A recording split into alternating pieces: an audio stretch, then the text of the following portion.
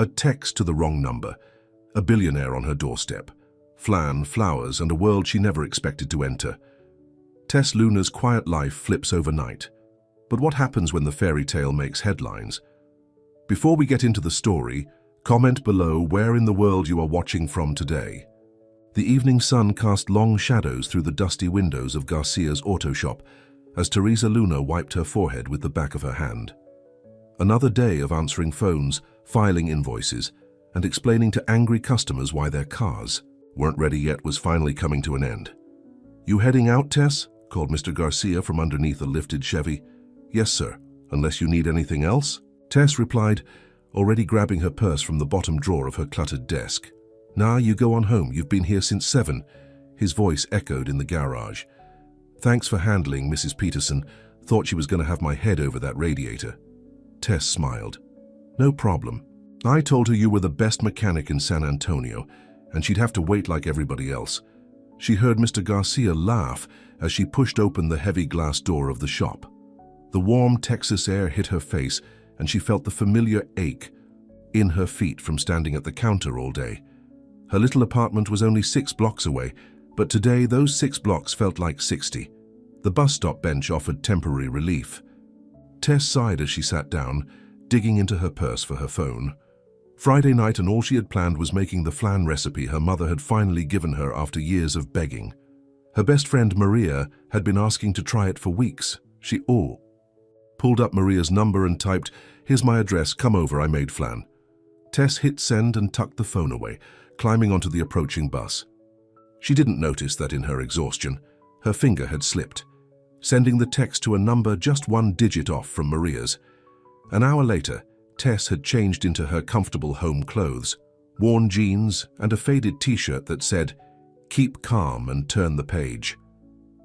Her tiny kitchen smelled of caramel and vanilla as she carefully removed the flan from the oven. It wasn't as smooth as her mother's, but it would have to do. She glanced at her phone. No response from Maria yet, which was unusual. Maria always texted back right away, even if just to say she was busy. Tess shrugged and set the flan aside to cool. She was halfway through washing the dishes when a knock came at her door. "Finally," Tess muttered, wiping her hands on the flour-dusted apron she'd tied around her waist. "I thought you'd forgotten." She didn't bother checking through the peephole. Maria was the only person who ever visited her apartment, but when she swung the door open, it wasn't Maria standing in the hallway. It was a man. Tall, broad-shouldered, with dark hair neatly combed back from a face that looked like it belonged on a magazine cover. He wore a charcoal grey suit that probably cost more than 3 months of Tess's rent, and in his hands he held a modest bouquet of fresh daisies. Tess blinked, sure she was hallucinating. "You invited me for flan," the stranger said, a bashful smile on his face. "I brought flowers." Tess felt her mouth drop open. What? Who are you?" The man's confident posture faltered slightly. "You texted me about an hour ago." He pulled out his phone, showing her the message. "This is 4B, right? Teresa Luna's apartment?" "How do you know my name?" Tess asked, instinctively taking a step back. "It was in your contact information with the text," he explained. His voice was deep, but gentle. "I'm Liam Ashford." The name registered somewhere in Tess's mind, but she couldn't place it. "I think there's been a mistake. I was texting my friend Maria." Understanding dawned on Liam's face. "Wrong number." "Wrong number," Tess confirmed, nodding slowly. An awkward silence filled the space between them. Then, to her surprise, Liam chuckled. It was a warm sound, genuine. "I'm sorry," he said. "This is embarrassing. I should go." He turned to leave, but something in his demeanor made Tess hesitate. Behind the expensive suit and perfect hair, she caught a glimpse of something she recognized all too well: loneliness. "Wait," she heard herself say. "You came all this way for flan?" Liam turned back to her, the daisies still clutched in his hand. "To be honest, I was having the worst day. Your message, it felt like someone was waiting for me." He shrugged, suddenly looking younger, more vulnerable. "I know it sounds crazy." Tess should have thanked him for the misunderstanding and closed the door. That would have been the sensible thing to do. But there was something in his eyes, something genuine that made her pause. "You came to us strangers." "House in for flan?" she asked, not quite believing it. "I guess I did," he admitted. "Pretty stupid, huh?" Tess found herself smiling. "Maybe a little." She hesitated again, then stepped aside. "But since you're here and I do have flan," Liam's face lit up with surprise. "Are you sure?" "Just for dessert," Tess clarified quickly. "And only because no one should miss out on my mom's flan recipe, even if you got it by accident." Liam stepped into her small apartment, ducking slightly under the doorframe. He looked comically out of place in his expensive suit amid her second-hand furniture and thrift store decor. "It's not much," Tess said, suddenly self-conscious of her humble living space. "It's nice," Liam replied, and somehow she believed he meant it. "Cozy." Tess took the flowers from him. "Let me put these in water. Have a seat. The flan needs a few more minutes to cool anyway." She went to the kitchen, feeling oddly nervous. Who invites a complete stranger into their home for dessert? But something about him seemed safe, despite his obvious wealth and the strangeness of the situation. From the kitchen, she called out, "So bad day, huh?" "The worst," Liam replied, still standing awkwardly in her living room.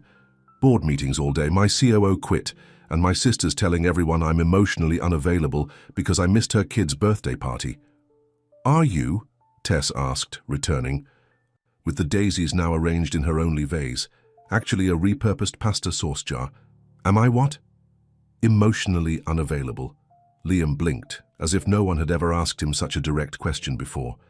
"I don't know." "Maybe." Tess nodded thoughtfully. "Well, at least you're honest about it. Sit down. You're making me nervous hovering like that." Liam sat on her worn couch, looking both out of place and somehow right at home. Tess disappeared, back into the kitchen, and returned with 2 plates of flan, the caramel sauce drizzling down the sides. "It's not perfect," she warned, handing him a plate. "First time making it on my own." Liam took a bite and his eyes widened. "This is incredible." "Really? You're not just saying that because you randomly showed up at my door and I didn't call?" "The police," that made him laugh again, a real laugh that reached his eyes. "I promise, best flan I've ever had. Now I know you're lying, but thank you." Tess took a bite of her own and nodded, satisfied. "Not bad, Mom would be proud." They ate in silence for a moment. Then Tess said, "So, Liam Ashford. Why does that name sound familiar?" A shadow passed over his face. "You don't know who I am?" "Should I?" "Most people do." "Well, I'm not most people," Tess replied simply. Liam studied her face as if searching for signs she was messing with him. Finding none, he said, "I run Ashford Technologies. We make—" "Oh, the phones and stuff," Tess interrupted, recognition dawning. "Wait, you're that Ashford? The billionaire guy?" Liam winced slightly at the word billionaire. "That's what they call me." Tess looked down at her chipped plate, then back at him. "And you're sitting in my apartment, eating homemade flan?" "I am. Because of a wrong number." "Appears so." Another silence fell between them, but this one more comfortable than the last. Tess took their empty plates to the kitchen, returning with 2 cups of tea. "I don't have anything fancy," she said, handing him a mug with a faded picture of the Grand Canyon on it. "Just regular tea." "Regular tea is perfect," Liam said, accepting the mug. "Thank you." "So," Tess said, curling up on the other end of the couch, "Ashford Technologies. That's pretty impressive." Liam shrugged. "It's a company my father started. I just took over when he retired." "Just took over," Tess repeated with a smile. "No big deal." "What about you?" Liam asked. "What do you do, Teresa Luna?" "Tess," she corrected him. "Only my mother calls me Teresa, and only when she's mad at me. I'm a receptionist at Garcia's auto shop. I answer phones, schedule appointments, and try to calm down angry people when their cars aren't ready on time. Sounds challenging. It can be, but I like the Garcias. They're good people." Liam looked around her apartment again, his eyes landing on a small shelf crammed with books. "You like to read?" Tess followed his gaze. "Love it, but I never have enough time. By the time I get home from work, I'm usually too tired to focus on a book." "What's your favorite?" "Don Quixote," she answered without hesitation. My father used to read it to me in Spanish when I was a kid. He said I was a lot like Quixote, always dreaming of adventures I'd probably never have. Something in Liam's expression changed. Sometimes adventures find you when you least expect them. Like finding a billionaire on your doorstep asking for flan, Tess teased. Exactly like that. They talked for hours. Liam told her about growing up with the pressure of being an Ashford, about his father's expectations and his mother's distant affection. Tess shared stories about her childhood in a small apartment with parents who worked multiple jobs but always made time for family dinners. She told him about her dream to visit Spain someday, to see the places Don Quixote had traveled. He talked about the places he'd been, always for business, never for pleasure. It's not the same when you're just going from one conference room to another, he admitted. I've been to Madrid 5 times and never once saw anything but the inside of hotels and office buildings. That's sad, Tess said simply. Liam checked his watch and looked surprised. It's almost midnight, I should go. Wow, really? Tess hadn't realized how much time had passed. I guess flan and conversation was a good combination. Liam stood, straightening his suit jacket. Thank you for not turning me away. This was unexpected, but nice, Tess suggested, walking him to the door. Very nice. His smile was softer now, more natural. I haven't talked like this with anyone in a long time. At the door, he hesitated. I know this is strange, but would it be okay if I came by again sometime? Maybe next Friday? I could bring takeout instead of crashing your dessert plans. Tess should have said no. This man lived in a different world from hers. But something about the way he'd listened to her, really listened, made her nod. Same time. Next Friday, but I'll make dinner. Nothing fancy, just homemade enchiladas. I'd like that, Liam said, his face brightening. I'll bring dessert this time. And no more showing up at strangers' doors, Tess warned with a smile. You're lucky I'm not a serial killer. I thought the same about you, Liam replied, grinning. After he left, Tess leaned against her closed door, wondering if she'd dreamed the entire evening. But the pasta jar filled with daisies proved it had been real. She picked up her phone to finally text Maria about the missed flan date and saw a new message from an unknown number, Liam's number. Thank you for the best wrong number I've ever received, it read. Tess smiled and added his contact to her phone. Whatever this was, this accidental connection, she couldn't deny she wanted to see where it might lead. Across town in his penthouse apartment, Liam Ashford stood on his balcony looking out at the city lights. For the first time in years, he felt something shift inside him, as if a door long closed had been cracked open, letting in a sliver of warm light. He thought of Tess in her flour-dusted apron, speaking to him like he was just a regular person, not an Ashford, not a billionaire. Just Liam. He couldn't remember the last time anyone had looked at him and simply seen him.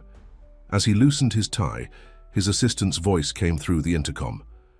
Mr. Ashford, the Tokyo team is ready for the video conference. Liam sighed. The real world intruding once again. Tell them I'll be there in 5 minutes. But as he walked back inside, he found himself already counting the days until next Friday. Little did either of them know that their accidental meeting would soon set in motion events that would change both their lives forever. The next Friday couldn't come fast enough for Tess. She found herself checking her phone more often than usual, smiling whenever she saw a text from Liam. They'd exchanged messages throughout the week, nothing deep, just little glimpses into their daily lives. Liam sent her a picture of the sunrise from his office window. Tess replied with a photo of a customer's dog that had visited the auto shop. He told her about a boring meeting. She complained about a difficult client, simple things that somehow made her feel connected to him despite the vast differences. In their worlds, by Friday afternoon, Tess was practically bouncing with nervous energy. What's got you all worked up? Maria asked, leaning against the counter at Garcia's auto shop. She'd stopped by to drop off lunch for her husband, who worked as one of the mechanics. Nothing, Tess replied too quickly, arranging the already neat stack of paperwork on her desk. Uh-huh. Maria crossed her arms. You've been checking your phone every 5 minutes and you've got that look. What look? The look that says there's a man involved. Maria grinned. So, who is he? Tess hesitated. She hadn't told anyone about Liam, partly because she wasn't sure herself what was happening between them, and partly because it sounded too crazy to be believed. It's complicated, she finally said. The good ones always are. Maria patted her hand. Just be careful, okay? And remember, I want all the details when you're ready to share. As soon as her shift ended, Tess rushed home to prepare for the evening. She cleaned her already tidy apartment, changed her outfit 3 times, and spent an hour making her mother's special enchiladas. By the time 7 o'clock rolled around, she was a bundle of nerves. The knock at her door came precisely on time. Tess took a deep breath, smoothed her hands over her simple blue dress and opened the door. Liam stood there, more casual than last time, in dark jeans and a button-down shirt. He held a small bakery box in one hand and a bouquet of bright yellow sunflowers in the other. "Hi," he said, his smile warm. "I brought dessert and flowers." "You didn't have to bring flowers again," Tess said, though her heart fluttered at the gesture. "I wanted to," Liam replied simply. "These reminded me of you." Tess took the sunflowers, burying her face in them to hide her blush. "They're beautiful, thank you." She led him inside, where the small dining table was set with her mismatched plates and the only 2 wine glasses she owned. "Something smells." "Amazing," Liam said, setting the bakery box on the counter. "My mom's enchilada recipe. I hope you like spicy food." "Love it." He paused, looking around. "Can I help with anything?" The question surprised her. She couldn't imagine this man, who probably had people doing everything for him, wanting to help serve dinner in her tiny kitchen. "You can open the wine," she said, nodding to the modestly priced bottle she'd splurged on. "Glasses are in the cabinet above." They moved around her small kitchen together, a dance of careful movements in the tight space. Their hands brushed. As he passed her a glass of wine, and Tess felt a spark of warmth travel up her arm. Over dinner, they fell easily into conversation, picking up where they'd left off the week before. Liam raved about her cooking, claiming her enchiladas were better than any he'd had at the expensive restaurants he frequented. "This is real food," he said, helping himself to seconds. "Most of what I eat tastes like nothing." "That's sad," Tess replied. "My mom always says food should have soul." "Your mom sounds wise." "She is. She'd also say I'm crazy for having you over." Liam looked up from his plate. "Why?" Tess gestured vaguely between them. "This, us. We're from different worlds, Liam." "Does that matter?" The question hung in the air between them. Tess wanted to say no, but she wasn't naive. "Maybe not tonight," she finally answered. "But eventually, yeah, it might." Liam nodded slowly. "Fair enough, but for now, can we just be 2 people who enjoy each other's company?" "I'd like that," Tess said softly. After dinner, they moved to the couch with slices of the cheesecake Liam had brought. He asked about the books on her shelf, and Tess found herself talking about her love for stories, for words that transported her to places she'd never been. "My dad used to play old boleros when I was little," she said, curled up on her end of the couch. "He'd translate the lyrics for me.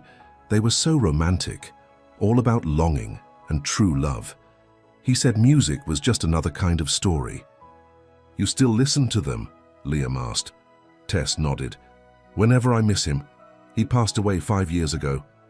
"I'm sorry," Liam said, his voice gentle. "It's okay. He lived a good life, full of love." She paused. "What about your parents?" "Both alive. Both very busy." There was something guarded in his tone. "My father still sits on the company board. My mother runs 3 different charities. Do you see them often?" "At official functions, yes. Family dinners, not so much." Tess couldn't imagine that kind of distance from her family. Even now, she called her mother at least twice a week. "That sounds lonely," she said without thinking. Liam's eyes met hers, surprised by her directness. "It is." He hesitated. "I don't usually talk about this. You don't have to, but I want to." He set his plate down. "With you, I feel like I can say things I don't say to anyone else." Their evening stretched into the night again, hours passing in what felt like minutes. Liam told her about his insomnia, about the pressure of running a company that employed thousands of people, about his sister's constant attempts to set him up with suitable women. Suitable? Tess asked. From the right families, with the right connections. Ah, Tess nodded. Definitely not someone like me then. Liam looked at her intently. My sister doesn't know what I need. The air between them seemed to change, charged with something new. Tess felt herself leaning toward him, drawn by an invisible pull. When Liam finally left, well past midnight again, he paused at her door.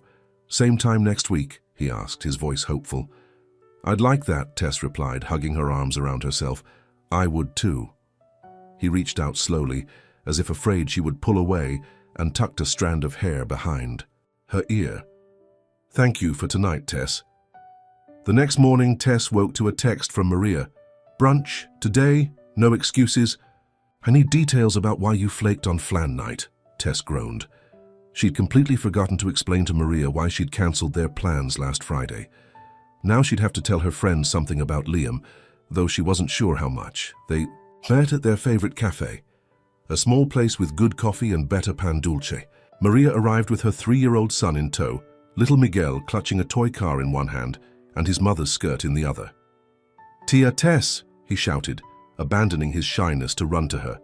Tess scooped him up, covering his chubby cheeks, with kisses. How's my favorite boy?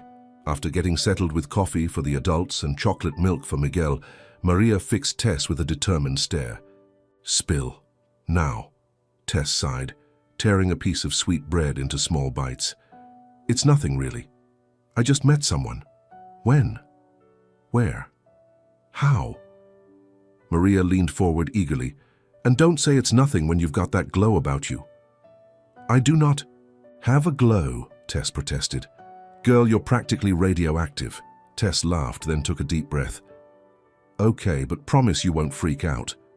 She told Maria an abbreviated version of how she'd accidentally texted Liam and he'd shown up at her door. She left out his last name and any mention of his wealth, saying only that he worked in tech.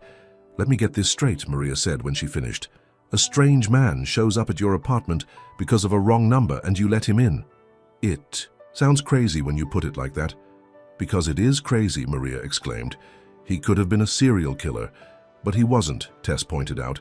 He was just nice. Nice enough for a second date, apparently. Maria narrowed her eyes. What aren't you telling me? Tess fidgeted with her napkin. Nothing important. Teresa Luna, I've known you since we were 10 years old. I can tell when you're hiding something. Before Tess could respond, Miguel let out a squeal, pointing to the TV mounted on the cafe wall.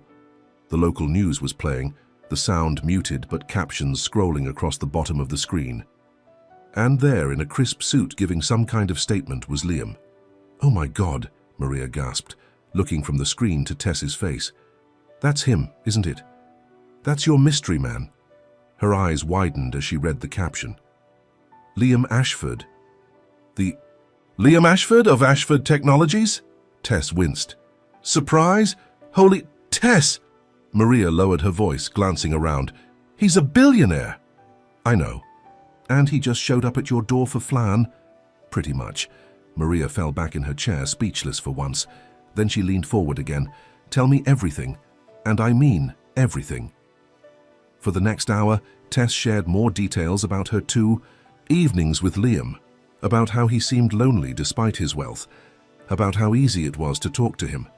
He treats me like I matter, she said softly.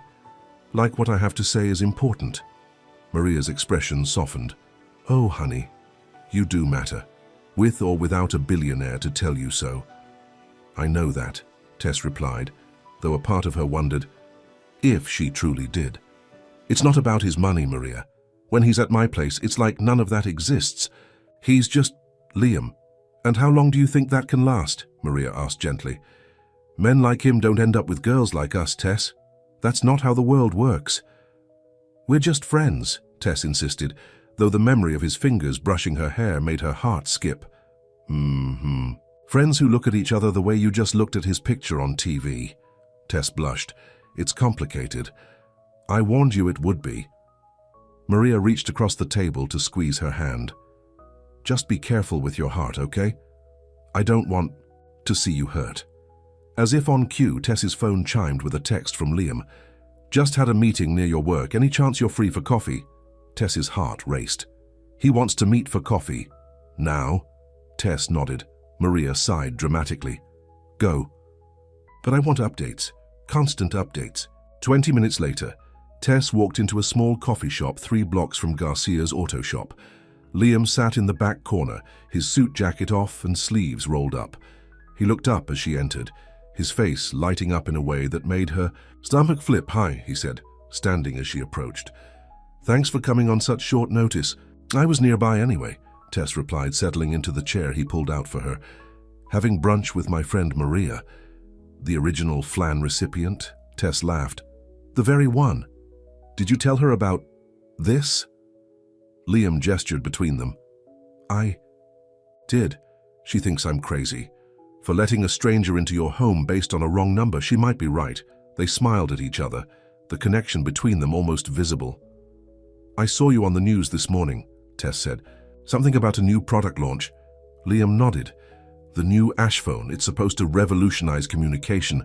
At least that's what my marketing team says." "Impressive. Boring, actually."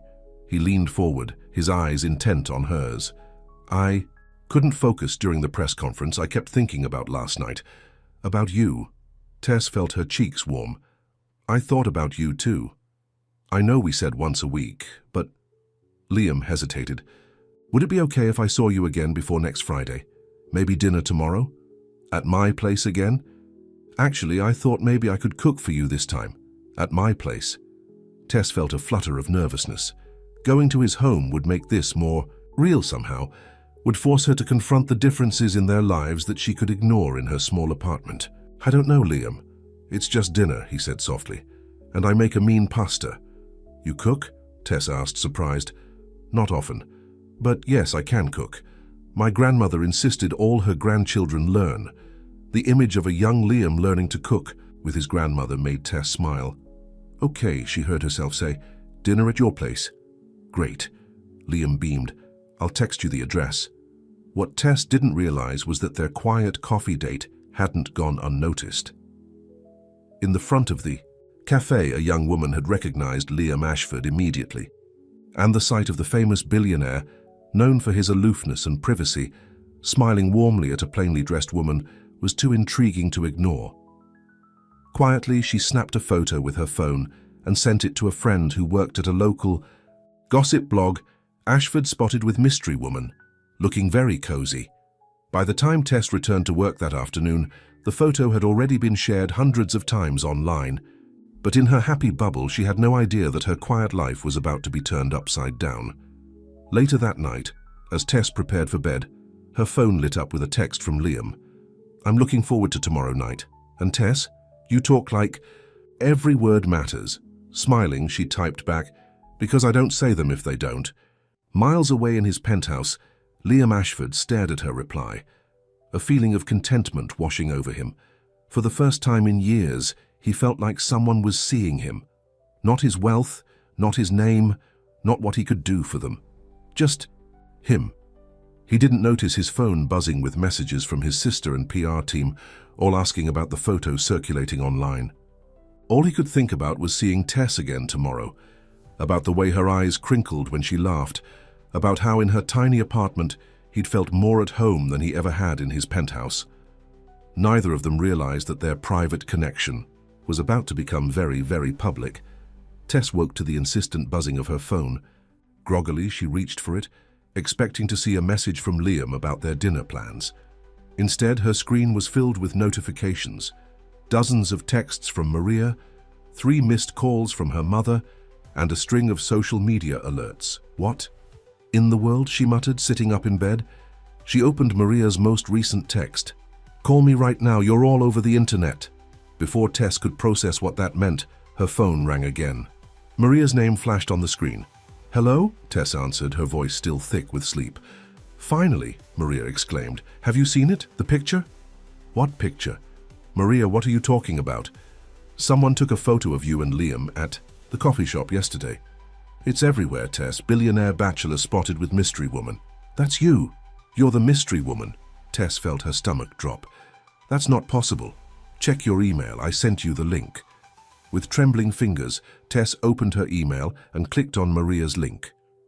There it was, a slightly grainy but unmistakable photo of her and Liam sitting close together at the coffee shop. His hand was near hers on the table, their eyes locked in what even Tess had to admit looked like an intimate moment. The headline read, "Exclusive, Ashford Technologies CEO's secret romance with unknown woman." "Oh my God," Tess whispered. "Keep reading," Maria urged. The article was brief but suggestive. Notoriously private billionaire Liam Ashford, 30, was spotted getting cozy with an unidentified woman at a local coffee shop yesterday afternoon. Sources close to Ashford, who has previously been linked to models and socialites, say this mystery woman is definitely not his usual type. Is San Antonio's most eligible bachelor finally settling down? And who is the woman who has apparently captured his attention? "This is a nightmare," Tess groaned. "It gets worse," Maria said. "They're trying to figure out who you are. Someone commented that they recognized you from Garcia's." As if on cue, Tess's phone beeped with a text from Mr. Garcia. "Tess, there are reporters outside the shop asking about you. What's going on?" "I have to go," she told Maria quickly. "I need to call Mr. Garcia. Call me back, and don't leave your apartment without checking for photographers." Tess hung up and immediately called her boss, explaining the situation as best she could. "It's all a misunderstanding," she insisted. "Liam and I are just friends." Mr. Garcia's voice was kind but firm. "Maybe take today off, Tess. Let this die down a bit." After hanging up, Tess sat on the edge of her bed, trying to process what was happening. Her quiet life had suddenly become fodder for gossip columns. She'd never wanted attention like this. Her phone chimed with a text from Liam. "I just saw the article. I'm so sorry, Tess. Can I come over?" She hesitated before responding. "Yes, but check if anyone follows you." 30 minutes later, a knock came at her door. Tess peeked through the peephole, then quickly let Liam in. He was wearing sunglasses and a baseball cap, and looked as agitated as she felt. "I'm so sorry," he said as soon as she closed the door. "I should have been more careful." "It's not your fault," Tess replied, though part of her couldn't help but think that this was exactly why their worlds shouldn't mix. "You couldn't have known someone would take our picture." "But I should have." Liam ran a hand through his hair in frustration. "This happens all the time. I forgot to be careful because with you, I don't feel like I need to be." The sentiment was sweet, but it didn't change their current predicament. "What do we do now?" Tess asked, sinking onto her couch. Liam sat beside her, careful to leave space between them. "My PR team wants to issue a statement saying we're just business acquaintances." "Is that what we are?" Tess asked quietly. "No," Liam replied immediately. He trailed off, seemingly at a loss for words. "Exactly," Tess said with a sad smile. "We don't even know what this is, Liam, and now everyone wants to label it." "What do you want me to say?" He reached for her hand. "Because whatever this is between us, it matters to me. You matter to me." Tess felt her resolve weakening at his touch. "I matter until the novelty wears off. Until you remember that I'm just a receptionist from the West Side and you're you." "That's not fair," Liam said, his voice tight. "I've never once made you feel like your job or where you come from matters to me." "Maybe not intentionally," Tess conceded. "But look at what's happening. They're calling me your mystery woman and saying I'm not your usual type, as if I'm some curiosity you've decided to entertain yourself with. That's not how I see you, but it's how everyone else will." They sat in tense silence for a moment, the reality of their situation settling heavily between them. "Maybe we should cool things off," Tess finally suggested, though the words felt like rocks in her throat. "Just until this blows over." The pain that flashed across Liam's face made her chest ache. "Is that what you want?" "No," she admitted. "But I don't want this either. Reporters outside my work, people speculating about my life. I didn't ask for any of this." Liam's shoulders slumped. "I understand." He stood slowly. "I'll have my team release a statement saying we're just friends. That should help take some of the pressure off." "Thank you," Tess said softly, not trusting herself to say more. At the door, Liam turned back to her. "For what it's worth, Tess, These past few weeks have been the most real thing in my life in a very long time. After he left, Tess curled up on her couch, hugging a pillow to her chest. She told herself she'd done the right thing. This wasn't a fairy tale. Billionaires didn't end up with receptionists, not in real life, but the ache in her heart suggested otherwise. The next morning, Tess was awakened by another call from Maria. "Have you seen it?" Her friend's voice was a mix of excitement and concern. "Seen what?" Tess asked, already dreading the answer. "Ashford Technologies released a statement about you and Liam. They said you're just friends, but nobody's buying it. And now people are really trying to figure out who you are. Someone posted your name on social media." Tess's blood ran cold. "My name? Your name, where you work, everything. They're calling you the Flan Girl." "The what?" "Apparently someone overheard your conversation at the coffee shop about how you met because of Flan. It's become this whole thing. Flan Girl is trending." Tess groaned, burying her face in her pillow. This was exactly what she'd been afraid of. "There's more," Maria continued hesitantly. "Someone from high school recognized you from the photos. They're sharing old pictures of you." "This can't be happening," Tess moaned. "It gets worse. Some of the comments are not nice. People saying, you're after his money, that it's all a publicity stunt, that you're not pretty enough for someone like him." Tears pricked at Tess's eyes. She'd never asked for this scrutiny, this judgment from strangers who knew nothing about her or her connection with Liam. "I'm coming over," Maria declared. "Don't. Look at social media. Don't read any of it. Just wait for me." An hour later, Maria arrived with coffee and pastries, offering comfort and distraction. But Tess couldn't shake the feeling that her life had spun wildly out of control. "Maybe I should call him," she said, staring at her phone. "Tell him we need to make it clear this was all a misunderstanding." "Is that what it was?" Maria asked gently. "A misunderstanding?" Tess closed her eyes.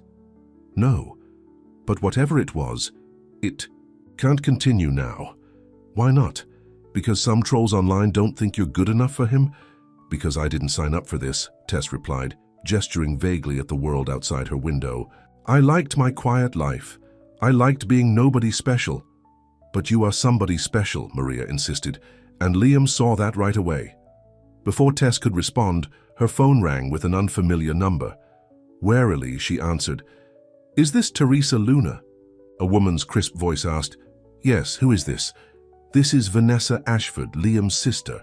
I think we need to talk." Tess's heart sank. "About what?" "About your involvement with my brother. Perhaps we could meet for lunch." Every instinct told Tess to refuse, but curiosity won out. When and where?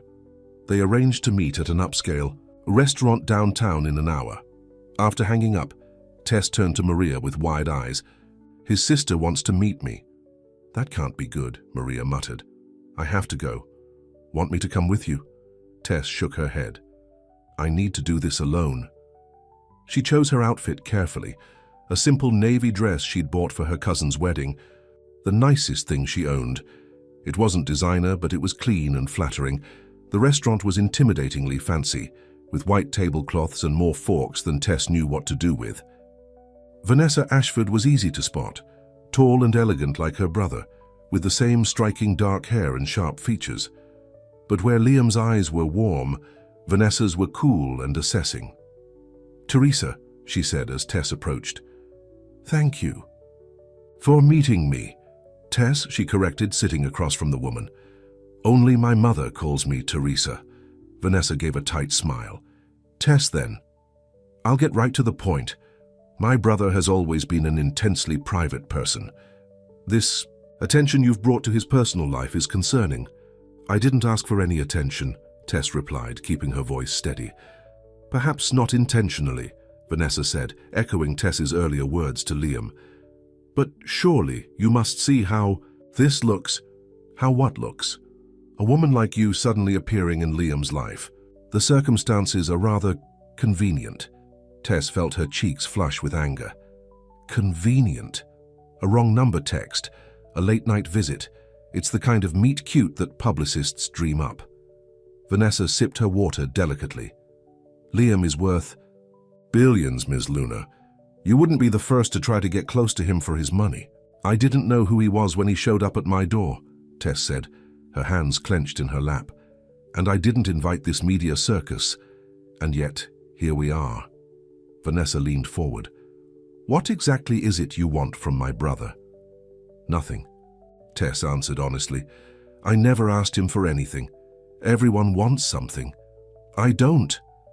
Tess met the woman's gaze directly. I liked talking to him. I liked that he listened. That's all. Vanessa studied her face, searching for deception. Finding none, her expression softened slightly. My brother has been different these past few weeks. Happier, more focused. She paused. But also more vulnerable. Liam doesn't let people in easily, Ms. Luna. When he does, it affects him deeply. I would never hurt him, Tess said quietly. Not intentionally, perhaps, but this situation has already caused problems. Our stock price dipped when that first photo went viral. Shareholders get nervous when they think the CEO might be distracted. So I'm bad for business, Tess said flatly. You're an unknown factor, and in our world, unknowns are risks. Tess felt suddenly tired. What do you want from me, Ms. Ashford?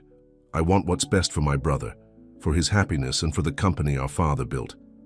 Vanessa reached into her purse and pulled out a folded piece of paper. This is my private number. If you truly care about Liam, you'll call me before anything else appears in the press. Tess took the paper, tucking it into her purse. I've already told Liam we should cool things off. There won't be anything in the press because there's nothing to report. Something like relief passed over Vanessa's face. That's probably for the best, for both of you. They parted with stiff politeness, Vanessa paying for the meal neither of them had touched. As Tess walked outside, she was momentarily blinded by a camera flash. Tess Luna, are you and Liam Ashford really just friends? Were you meeting his sister just now? Are you trying to get into the Ashford family? Questions came at her from all directions as several reporters surrounded her on the sidewalk. Tess pushed past them, ignoring their shouts as she hurried to her car. Once inside, she locked the doors and let the tears come. This was exactly why she'd been right to end. Things with Liam. Their worlds were too different. The gap between them too wide. When she arrived home, there was a package waiting at her door. Inside was a book, a beautiful leather-bound copy of Don Quixote in both Spanish and English. A note was tucked inside the cover, for the woman who showed me that adventures can find you at your own door. Thank you for letting me in. Liam. Tess traced her fingers over his handwriting, her resolve weakening. She missed him, missed their conversations, the way he looked at her as if everything she said mattered. She picked up her phone, her thumb hovering over his contact. Before she could decide whether to call, a message came through from an unknown number. Linked to a new article with the headline, Flan Girl Meets with Ashford's Sister. Trouble in Paradise Already. Beneath was a photo of her leaving the restaurant looking tearful. The article speculated about a potential confrontation, about the Ashford family stepping in to handle the situation. Anger and hurt welled up inside her. She'd let Liam into her life, her heart, and this was the result. Her privacy invaded, her character questioned. She was Flan Girl now, a curiosity for internet strangers to dissect and judge. With painful determination, she blocked Liam's number and turned off her phone. Whatever connection they'd shared, it wasn't worth this. For 3 days, Tess avoided work, declined calls from anyone except Maria and her mother, and stayed inside her apartment. On the 4th day, when she finally ventured to the grocery store, a man approached her in the produce section. You're her, aren't you? The girl who trapped Liam Ashford. Tess hurried away, abandoning her shopping cart. This had to stop. She couldn't live like this. That night, she finally turned her phone back on, intending to call Mr. Garcia about returning to work. There were dozens of missed calls and messages, most from Maria and her mother, but several from numbers she didn't recognize, and one from Liam, sent just an hour earlier. Tess, I understand why you've been avoiding me. What's happening isn't fair to you, but please give me a chance to make this right. No cameras, no sister, just me. Come to the address I was supposed to text you. Tomorrow at 7, please. She stared at the message for a long time, torn between the pull of her heart and the protection of her pride. Maria's words came back to her. Men like him don't end up with girls like us. But then she remembered how Liam had looked at her that first night, surprised and delighted by her straightforwardness, charmed by her simple flan and mismatched plates. He'd never made her feel less than. It was the rest of the world that had done that. With trembling fingers, she typed a response. No cameras, no sister. Just you, just me. His reply came instantly. Just us. The next evening, Tess drove to the address Liam had sent, surprised when it led her to a small garden tucked behind the downtown library. The space was secluded and quiet, with stone benches, surrounded by flowering shrubs, and a small fountain bubbling in the center. Liam was already there, sitting on a bench with something in his hands. When he saw her, he stood, his face a mixture of hope and uncertainty. You came, he said, his voice filled with relief. I almost didn't, Tess admitted, stopping a few feet away from him. I wouldn't have blamed you. He gestured to the bench. Will you sit with me? Just for a few minutes. Tess hesitated, then sat, leaving space between them. I blocked your number, she confessed. I figured. Liam looked down at the container in his hands. I made something for you. He opened the lid to reveal what was unmistakably flan, slightly burnt around the edges, the caramel a bit too dark. You made flan? Tess asked, surprised. Tried to, Liam replied with a self-deprecating smile. It's not as good as yours. But I wanted to remind you of how we started, before all this mess.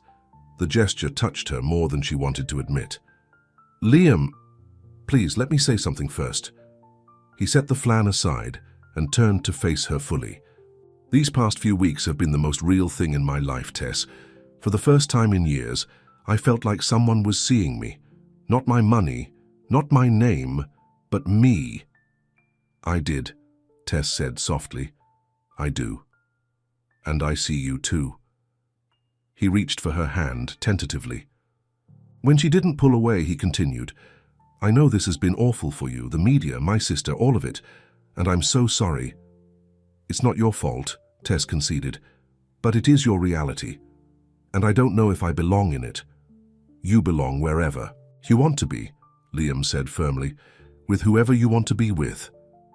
It's not that simple. It can be, if we want it to be. Beside him on the bench was a bouquet, not daisies or sunflowers this time, but bright orange marigolds. Why marigolds? Tess asked, nodding toward the flowers. They remind me of you, Liam replied. Strong, resilient, beautiful without trying to be. He picked up the bouquet, offering it to her. I didn't bring flowers because you're fragile. I brought them because something beautiful should be offered to someone who makes everything feel softer. Tess felt tears prick at her eyes. You can't say things like that. Why not? Because it makes it hard to remember all the reasons this can't work. Liam moved closer, his eyes intent on hers. Give me one good reason why it can't. Your world is too different from mine. Worlds can overlap. People will always talk. Let them. Your sister doesn't approve. My sister doesn't dictate my life. Tess took a shaky breath. I can't live with cameras following me, with strangers judging me, with being flan girl for the rest of my life. That will pass, Liam promised. Something new will catch their attention, and until then we'll figure it out. Together. He reached up to brush away a tear that had escaped down her cheek. I miss you, Tess. I miss our talks. I miss how easy it is to be with you. I miss you too, she admitted. Liam smiled softly. Then let's start there. Two people who miss each other, trying to find their way back. He held out the container of homemade flan. It probably tastes terrible, but I made it for you. Despite everything, Tess found herself laughing. You got the address wrong, you know, she said, echoing the words from their first meeting. This isn't where I was supposed to meet you. Liam's smile widened. But I finally found the right door. As they sat in the quiet garden, sharing imperfect flan and beginning to bridge the gap between their worlds, Tess realized that some connections were worth fighting for, even if the path forward wasn't clear, even if the whole world was. Watching, Liam's hand found hers, their fingers intertwining naturally. Next time, he said softly, just ask before showing up. Tess looked at him, feeling her heart open despite her best efforts to protect it. "Next time," she replied, "I'll ask if I can stay." Neither of them noticed the garden caretaker watching from a distance, phone in hand, capturing their reunion for tomorrow's headlines. Tess woke to the sound of her phone buzzing. She reached for it groggily, then felt her heart sink as she saw the screen filled with notifications.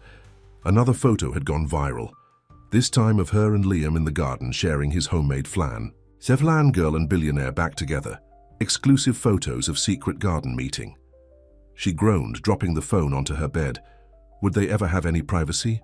Her phone rang almost immediately. Maria, of course. "I take it you've seen it?" Tess asked by way of greeting. "Everyone has seen it," Maria confirmed. "But that's not why I'm calling. Turn on Channel 8 right now." Curious, Tess reached for the remote and flipped on her small television. To her shock, Liam was on the screen, looking composed in a perfectly tailored suit as he addressed a room full of reporters. "Felt it necessary to address the recent media coverage of my personal life," he was saying, his voice steady. "The attention directed toward Ms. Luna has been intrusive and frankly unacceptable." Tess sat up straight, clutching her phone tighter. "Ms. Luna is a private citizen who did not ask for this spotlight," Liam continued. "She deserves the same respect and privacy that any of us would want. I am asking, not as the CEO of Ashford Technologies, but as a man who cares deeply about her well-being, that the press and public respect her privacy moving forward." A reporter called out, "Is she your girlfriend?" Liam's expression remained calm, but Tess could see the tension in his shoulders. "My relationship with Ms. Luna is not public property. What matters is that she is someone I care about, someone who has brought joy into my life, and someone who deserves better than to be reduced to headlines and hashtags." Another voice shouted, "Is it true you met because of a wrong number text? About Flon?" At this, a small smile touched Liam's lips. "Sometimes the best things in life happen by accident, but that's all I'll say on the matter. Thank you for your time." With that, he stepped away from the podium, ignoring the barrage of follow-up questions. Tess's phone buzzed with a text from Liam. "I hope that helps. I'm sorry I couldn't warn you first. Had to move quickly." Maria's voice came through the phone, which Tess had almost forgotten she was holding. "Did you see that? He basically told the entire world to back off." "I saw," Tess said quietly, still processing what had just happened. "So are you back together?" "I don't know," Tess admitted. "We're trying to figure it out." "Well, figure it out fast, because your Prince Charming just very publicly defended your honor." After hanging up, Tess called Liam. "You didn't have to do that," she said when he answered. "Yes, I did," he replied simply. "I'm partly responsible for this mess. I needed to try to fix it." "Do you think it will help?" "I hope so. My PR team says interest will die down if we don't give them anything new to talk about. If we're boring, they'll move on." "So we have to be boring?" Tess asked, a smile in her voice. "For a little while, maybe." Liam paused. "But I'd rather be boring with you than interesting with anyone else." The line went quiet for a moment, both of them sitting with the weight of his words. "Can I see you tonight?" he finally asked. "At your place. I'll be discreet." "Yes," Tess answered without hesitation. "I'd like that." True to his word, Liam arrived at her apartment after dark wearing a nondescript hoodie and baseball cap. He'd parked several blocks away and walked, avoiding the few photographers who still lingered near her building. Once inside, he pulled her into a hug that felt like coming home. "I missed you," he murmured into her hair. "It's only been a day," Tess pointed out, though she'd missed him too. The longest day. They settled on her couch, the space between them smaller than it had been in the garden. Liam took her hand, his thumb stroking gently over her knuckles. "I've been thinking," he said, "about us, about how to make this work. And I don't have all the answers." His honesty was refreshing. "But I know I want to try. If you do." Tess nodded slowly. "I do. But I'm scared, Liam. Not just of the media attention, but of everything. Your world is so different from mine. Then we create our own world." He squeezed her hand. "One where it doesn't matter that I run a company or that you work at an auto shop, where all that matters is how we feel when we're together. Is that possible?" "I think so, if we're patient." if we're honest with each other. Tess leaned her head against his shoulder, letting his warmth seep into her. Your sister won't be happy. Vanessa will come around. Once she gets to know you, she'll see what I see. And what's that? Liam turned to face her, his eyes serious. Someone genuine in a world of pretense. Someone who listens not because of what she can get from me, but because she cares what I have to say. Someone who makes me feel like I'm more than my bank account or my last name. Tess felt her cheeks warm. When you put it like that, it's the truth. He touched her face gently. You talk like every word matters, Tess, and to me, they do. You do. Their first kiss was soft, tentative, a question and an answer all at once. When they pulled apart, Tess felt like something had shifted, like the ground beneath them had steadied. So we try, she said. Day by day. Day by day, Liam agreed. Over the next few weeks, they established a new routine. Liam would come to her apartment after work, sometimes bringing takeout, sometimes ingredients to cook together in her tiny kitchen. They'd talk about their days, about books they were reading, about dreams they'd set aside. True to Liam's prediction, the media frenzy began to die down. There were still occasional articles, still photographers who recognized Tess at the grocery store, but the intensity had faded. Tess returned to work at Garcia's auto shop, where Mr. Garcia greeted her with a warm hug and a firm warning to any reporters who dared come inside. Her co-workers teased her good-naturedly, but were protective when outsiders asked questions. 1 month after their garden reunion, Liam invited Tess to dinner at his penthouse for the first time. Are you sure? She asked, nervous about entering his world more officially. What if someone sees me going in? Let them, Liam said confidently. Besides, I have a private elevator. No one will bother you. Still, Tess felt her stomach churn with anxiety as she prepared for the evening. She wore her navy dress again, still the nicest thing she owned, and took extra care with her hair and makeup. When she arrived at Liam's building, a security guard escorted her directly to the private elevator, where she used the key card Liam had sent her. The doors opened directly into his penthouse, a sprawling space of glass and steel with views of the city that took her breath away. This is where you live, she asked, taking in the modern furniture, the abstract art on the walls, the sheer size of it all. This is where I sleep, Liam corrected, coming to greet her with a kiss. Your place is where I live lately. The distinction touched her deeply. He'd prepared dinner himself, pasta with a simple sauce that reminded her of their early dates at her apartment. They ate at a small table on the balcony, the city lights twinkling below them. I have something. For you? Liam said as they finished their wine. He reached into his pocket and pulled out a small velvet box. Tess's eyes widened. It's not what you think, he said quickly, noting her expression. We're not there yet. But someday, maybe. He opened the box to reveal a delicate silver bracelet with a single charm, a tiny silver flan. Tess laughed in surprise. A flan charm. To remember how we started, Liam explained, taking the bracelet out. May I? She nodded, letting him fasten it around her wrist. It's perfect. There's something else. He reached behind him and produced an envelope. Open it. Inside were 2 airline tickets to Madrid, dated 3 months in the future. Tess gasped. You're taking me to Spain. I'm taking you to see Donnie. Quixote's world, Liam corrected with a smile. No business meetings, no conferences, just us exploring the places you've always wanted to see. Tears filled Tess's eyes. Liam, I can't accept this. It's too much. It's not a gift, he insisted. It's an invitation to share something with me, to create a memory together.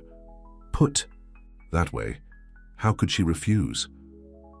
I'll need to request time off, she said, already imagining walking the streets of Madrid with Liam by her side. Mr. Garcia already approved it, Liam admitted sheepishly. I may have called him last week. You're... Impossible, Tess laughed, shaking her head. Impossibly in love with you, Liam replied, the words slipping out naturally. Both of them froze, the declaration hanging in the air between them. They hadn't said those words yet, though the feeling had been growing for weeks. I am, you know, Liam continued softly. In love with you. Have been since you let me in for flan. Tess felt her heart swell. I'm in love with you too, she admitted, even though it terrifies me.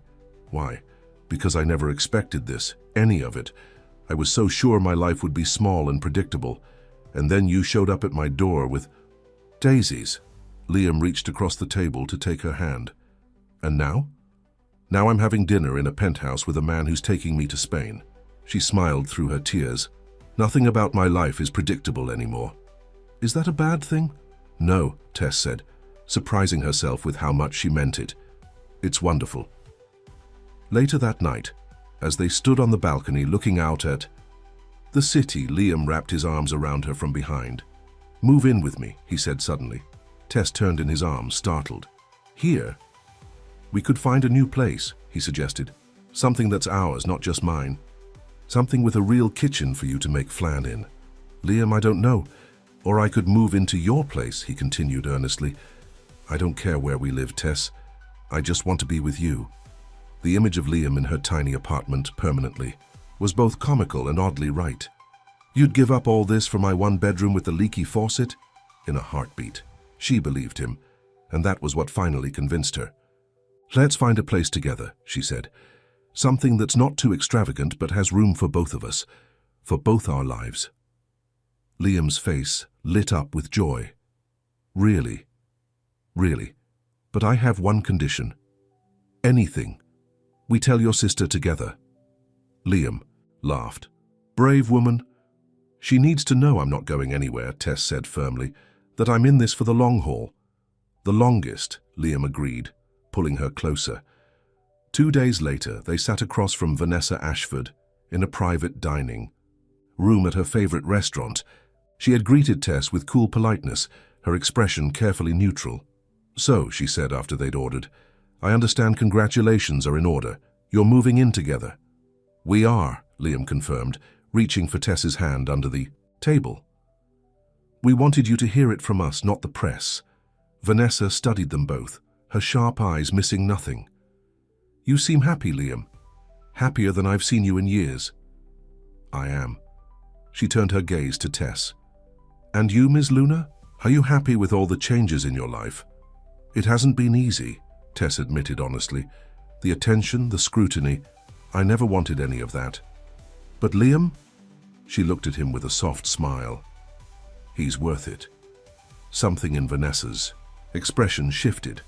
Not quite warmth, but a thawing. I misjudged you, she said after a moment. When we first met, I assumed you were like the others. The others? The women who see Liam's wealth first and him second, if at all. Vanessa took a sip of her water. My brother has been hurt before. I was trying to protect him. I understand that, Tess said. I have people who protect me too. The difference is, Liam interjected, Tess doesn't need protection from me. But I might need protection from her friend Maria. She gave me quite the talking to last week. Tess laughed, remembering how Maria had cornered Liam when he'd come to pick her up for dinner. Her friend had pulled him aside for a quick chat that had lasted 20 minutes, after which Liam had emerged looking both amused and slightly terrified. She sounds like my kind of woman, Vanessa said, the hint of a smile on her lips. Perhaps we should compare notes.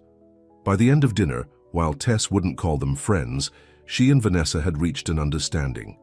The older woman had even offered to help them find a suitable place to live. Nothing too ostentatious, Tess had insisted. Something that feels like home. Of course, Vanessa had agreed, though Tess suspected their definitions of ostentatious differed greatly. 3 months later, Tess stood in their new home, a beautiful brownstone with a spacious kitchen and a garden in the back. It was far grander than anything she'd ever imagined living in, but with Liam's touch and her own simple decorating style, it had become a perfect blend of both their worlds. She was packing for their trip to Spain, which would begin the next day. Liam was in the kitchen attempting to make flan one more time before they left. How's it coming? She called, folding another shirt into her suitcase. Better than last time, he replied.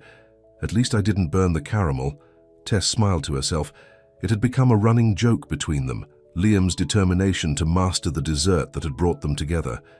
Each attempt was slightly better than the last, though still not quite right. Her phone chimed with a message from Maria. "Have an amazing trip. Bring me back something pretty. And tell that billionaire of yours he better take good care of you."